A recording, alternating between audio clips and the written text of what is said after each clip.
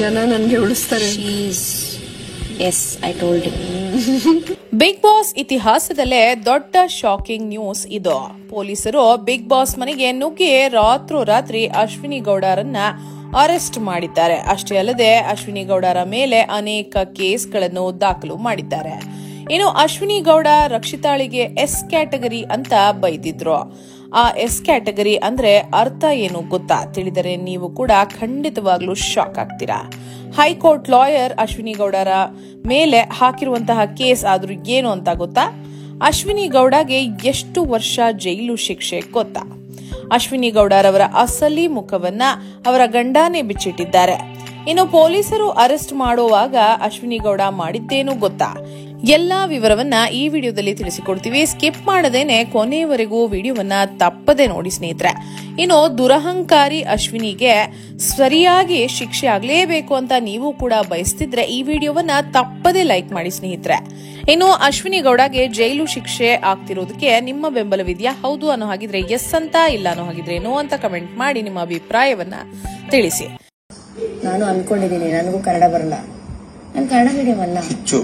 ಸ್ನೇಹಿತರೆ, ಈ ಅಶ್ವಿನಿ ಗೌಡ ಬಿಗ್ ಬಾಸ್ಗೆ ಬಂದಾಗಿನಿಂದಲೂ ಸಹ ಒಂದಲ್ಲ ಒಂದು ಕಾಂಟ್ರವರ್ಸಿಗಳು ಶುರುವಾಗ್ತಲೇ ಇದೆ.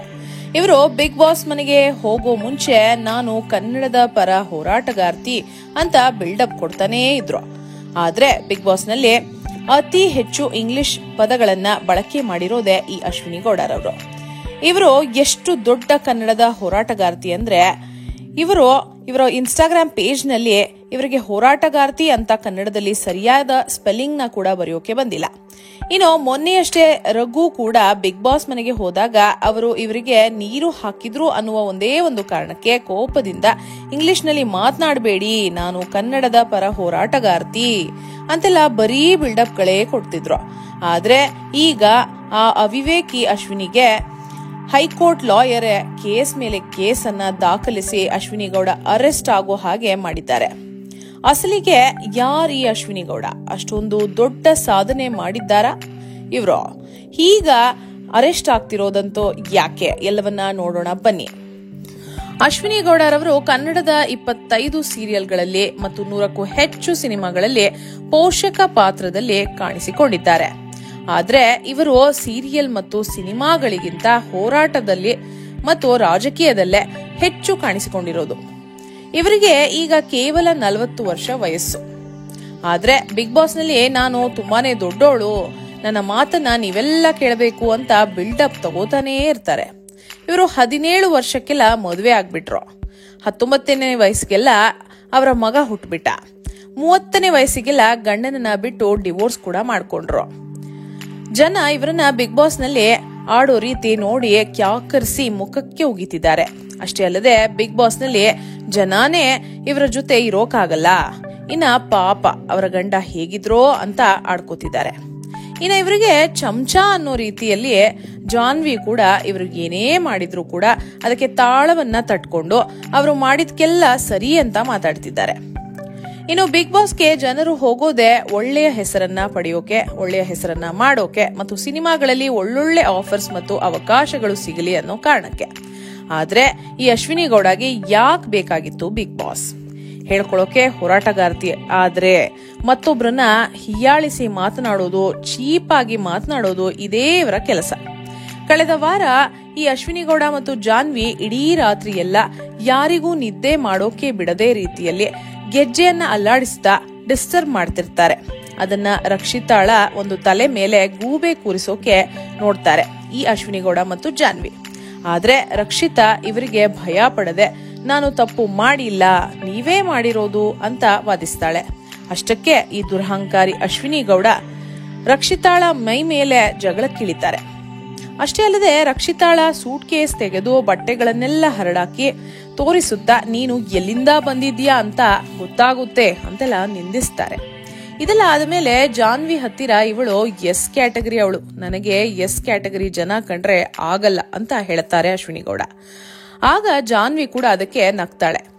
ಇವೆಲ್ಲವನ್ನ ಕಿಚ್ಚ ಸುದೀಪ್ ರವರು ಶನಿವಾರದ ಒಂದು ವಾರದ ಕಥೆಯಲ್ಲಿ ಚೆನ್ನಾಗಿ ಕ್ಲಾಸ್ ತಗೊಂಡು ಬೈತಾರೆ ಮತ್ತು ನೀವು ಮಾತನಾಡಿದ್ದು ತಪ್ಪು ಅಂತ ಕೂಡ ಹೇಳ್ತಾರೆ. ಆದ್ರೆ ಅಶ್ವಿನಿ ಗೌಡ ಮಾತ್ರ ಎಸ್ ಕ್ಯಾಟಗರಿ ಅಂದ್ರೆ ಏನು ಅಂತ ಅರ್ಥವನ್ನ ಹೇಳೋದೇ ಇಲ್ಲ. ಇದು ಸೋಷಿಯಲ್ ಮೀಡಿಯಾಗಳಲ್ಲಿ ತುಂಬಾನೇ ಚರ್ಚೆಯಾಗುತ್ತೆ. ಏನು ಎಸ್ ಕ್ಯಾಟಗರಿ ಅಂದ್ರೆ? ಎಸ್ ಅಂದ್ರೆ ಸ್ಲಮ್ ಅಂತ ಅರ್ಥನಾ ಅಥವಾ SC/ST ಜನಾಂಗ ಅನ್ನುವ ಅರ್ಥನಾ ಎಂಬ ಪ್ರಶ್ನೆಗಳು ಪ್ರತಿಯೊಬ್ಬರಲ್ಲೂ ಹುಟ್ಕೊಳ್ತವೆ. ಇವರ ದುರಹಂಕಾರಕ್ಕೆ ಬ್ರೇಕ್ ಹಾಕಬೇಕು ಎಂದು ಖುದ್ದು ಹೈಕೋರ್ಟ್ ಲಾಯರ್ ಬಿಡದಿ ಪೊಲೀಸ್ ಠಾಣೆಯಲ್ಲಿ ಅಶ್ವಿನಿ ಗೌಡರ ಮೇಲೆ ಕೇಸನ್ನ ದಾಖಲಿಸಿದ್ದಾರೆ.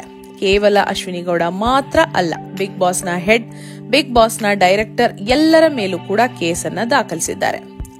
ಯಾಕಂದ್ರೆ ಅಶ್ವಿನಿ ಗೌಡರು ಈ ರೀತಿ ಮಾತನಾಡಿರೋದಕ್ಕೆ ಬಿಗ್ ಬಾಸ್ ಯಾವುದೇ ರೀತಿಯ ಕ್ರಮವನ್ನ ಕೈಗೊಂಡಿಲ್ಲ.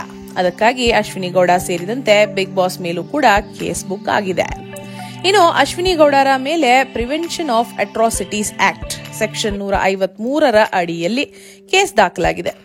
ಅಟ್ರಾಸಿಟಿ ಕೇಸ್ ಅಂದ್ರೆ ತುಂಬಾ ಪ್ರಮುಖವಾದ ಕೇಸ್. ಅದಕ್ಕೆ ಪೊಲೀಸರು ಸೀದಾ ಬಿಗ್ ಬಾಸ್ ಮನೆಗೆ ಹೋಗಿ ಬಾಗಿಲು ತಟ್ಟಿದ್ದಾರೆ ಮತ್ತು ಅಶ್ವಿನಿ ಗೌಡರನ್ನು ಅರೆಸ್ಟ್ ಮಾಡಿ ಸೀದಾ ಬಿಡದಿ ಪೊಲೀಸ್ ಠಾಣೆಗೆ ಕರೆದುಕೊಂಡು ಹೋಗಿದ್ದಾರೆ.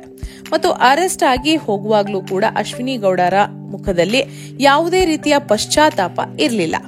ಸ್ಟೈಲ್ ಆಗಿ ಒಂದು ಜೀನ್ಸ್ ಪ್ಯಾಂಟ್ ಮತ್ತು ಟಿ ಶರ್ಟ್ ಧರಿಸಿ ಒಂದು ಗಾಗಲ್ಸ್ ನ ಹಾಕೊಂಡು ದೊಡ್ಡ ಸಾಧನೆ ಮಾಡಿರೋ ರೀತಿ ಪೋಸ್ ಅನ್ನ ಕೊಡುತ್ತಾ ಅಶ್ವಿನಿ ಗೌಡರು ಹೊರಬಂದಿದ್ದಾರೆ. ಮತ್ತು ಈಗ ಅಶ್ವಿನಿ ಗೌಡರ ವಿಚಾರಣೆ ಕೂಡ ನಡೀತಿದೆ. ಅಟ್ರಾಸಿಟಿ ಕೇಸ್ ಏನಾದ್ರೂ ಪ್ರೂವ್ ಆದ್ರೆ ಅಶ್ವಿನಿ ಗೌಡ ಬಿಗ್ ಬಾಸ್ ನಿಂದ ಎಲಿಮಿನೇಟ್ ಆಗೋದು ಮಾತ್ರವಲ್ಲ, ಅವರಿಗೆ ಜೈಲು ಶಿಕ್ಷೆ ಕೂಡ ಆಗಲಿದೆ.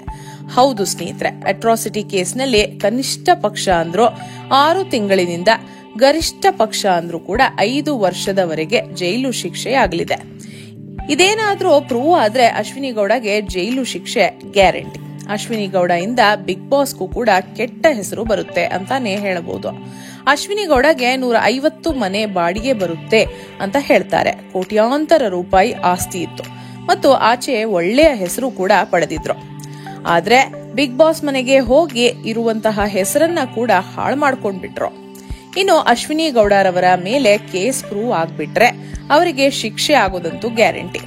ಆದ್ರೆ ಪ್ರೂವ್ ಆಗೋದು ತುಂಬಾನೇ ಕಷ್ಟ.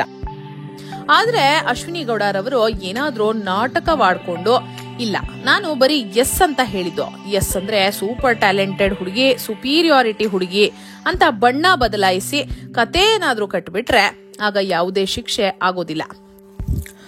ಒಟ್ನಲ್ಲಿ ಈ ಬಾರಿಯ ಬಿಗ್ ಬಾಸ್ ಮೊದಲು ಪೊಲ್ಯೂಷನ್ ಬೋರ್ಡ್ ಇಂದ ಬಂದ್ ಮಾಡಲಾಗಿತ್ತು. ಈಗ ನೋಡಿದ್ರೆ ಅಶ್ವಿನಿ ಗೌಡರವರ ಕಾರಣಕ್ಕಾಗಿ ನೆಗೆಟಿವ್ ಸುದ್ದಿಯಾಗಿದೆ. 30 ದಿನಕ್ಕೆ ಇಷ್ಟೊಂದು ಅವಾಂತರವಾದ್ರೆ ಇನ್ನು 100 ದಿನ ಮುಗಿಯೋಷ್ಟರಲ್ಲಿ ಏನೆಲ್ಲ ಅವಾಂತರ ಆಗುತ್ತೋ ಕಾದು ನೋಡಬೇಕು ಅಷ್ಟೇ. ಇನ್ನು ನಿಮ್ಮ ಪ್ರಕಾರ ಈ ವಿಚಾರದಲ್ಲಿ ಅಶ್ವಿನಿ ಗೌಡರವರಿಗೆ ಜೈಲು ಶಿಕ್ಷೆ ಆಗಬೇಕಾ? ತಮ್ಮ ಅನಿಸಿಕೆ ಅಭಿಪ್ರಾಯಗಳನ್ನ ದಯವಿಟ್ಟು ಕಮೆಂಟ್ ಬಾಕ್ಸ್ ನಲ್ಲಿ ತಿಳಿಸಿ. ಹಾಗೆ ಈ ವಿಡಿಯೋವನ್ನ ತಪ್ಪದೇ ಎಲ್ಲರಿಗೂ ಶೇರ್ ಮಾಡಿ. ಧನ್ಯವಾದಗಳು.